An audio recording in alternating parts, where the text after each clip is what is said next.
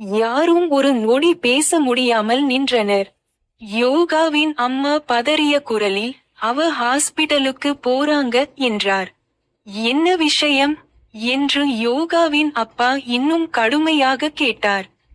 யோகா கண்ணீரை துடைக்க கூட முடியாமல், அப்பா, மாமாவோட அத்தை பொண்ணு ரம்யா ரோட்ல மயங்கிட்டு விழுந்துட்டாங்க, இப்ப ஹாஸ்பிடல்ல இருக்காங்க என்றாள். ஏன், என்ன ஆச்சு என்று கேட்டார். தெரியலப்பா, மாமா போன் பண்ணாரு, நான் போயிட்டு வரேன் என்று சொன்னாள்.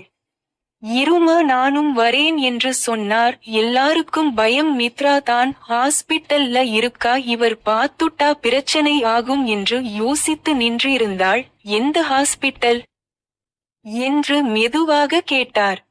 யோகா பெயரை சொன்னதும் ஒரு வார்த்தை கூட பேசாமல் அவர் உள்ளே போய் சாவியை எடுத்துக்கொண்டு வெளியே வந்தார்.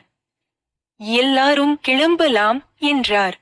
இல்லை, வேண்டாம் பா, நீங்க மாத்திரை போடணும், நாங்க போயிட்டு வரோம் என்று சொன்னாள். நீ சொல்றது சரிதான், எனக்கும் இப்போ உடம்பு முடியல, காலையில வரேன் சொல்லு, பத்திரமா போயிட்டு வாங்க என்று ரூம்ல போட்டார். 20 நிமிடங்கள் கழித்து கார் வேகமாக ஹாஸ்பிடல் முன் நின்றது. அவர்கள் அனைவரும் அவசரமாக உள்ளே ஓடினர்.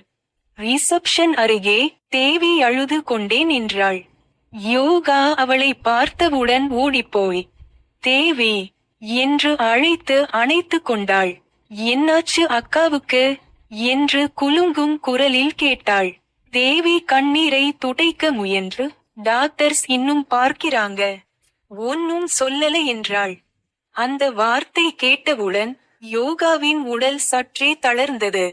அதே நேரத்தில் வெற்றி அங்கிருந்து வேகமாக வந்தான். யோகா என்று அழைத்தான். அவள் திரும்பி பார்த்தவுடன், நான் டாக்டர் கிட்ட பேசினேன், அவங்க நல்லா இருக்காங்க, நீ பயப்படாத என்றான். யோகாவின் கண்களில் பயம் இன்னும் அதிகரித்தது. அந்த நேரம் ICU கதவு மெதுவாக திறந்தது. ஒரு டாக்டர் வெளியே வந்தார். அனைவரும் ஒரே நேரத்தில் அவரை நோக்கி ஓடினர். டாக்டர் சற்று சீரியஸாக, அவங்களை யாரும் இப்போ தொந்தரவு பண்ண வேண்டாம் என்றார். யோகா கண்ணீரோடு சுவரை பிடித்து கொண்டாள். வெற்றி அவளருகில் நின்று, எதுவும் ஆகாது என்று மெதுவாக சொன்னான். ஆனா அவன் குரலிலேயே நம்பிக்கை இல்லாமல் இருந்தது.